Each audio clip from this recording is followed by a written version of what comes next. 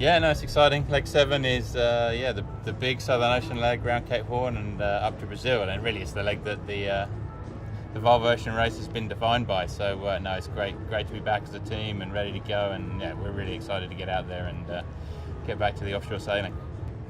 Yeah, I mean, we've lost a few points in the last legs with everything that's happened, but with it being double points, with so many points on the table for this next leg, then it's a great opportunity for us to get right back up there. And we're not that far behind the podium, and we're not actually that far behind either second or first. So our plan is to just go out there, sail a good leg, and if we can pick up where we left off really, and sailing at that standard, I think we've got a good chance. And the ambition is to be right back there on the podium come Brazil.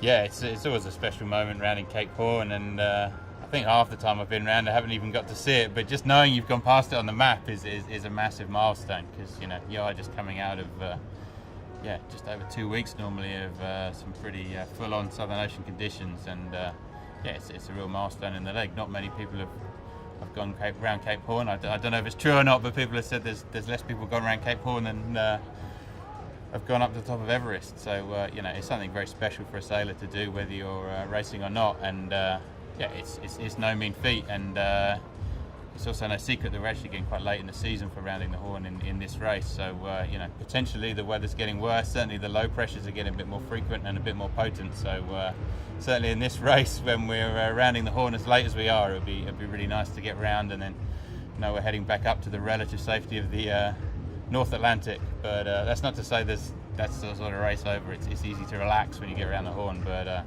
it's actually some pretty tough conditions when you're going up. It's very tricky tactically going up the coast of South America, and actually in the 2014-15 race, I think going up off the coast of Argentina is where we saw the windiest bit of the race. So there's still plenty to look forward to or look out for as once we get around the Cape Horn and are heading north.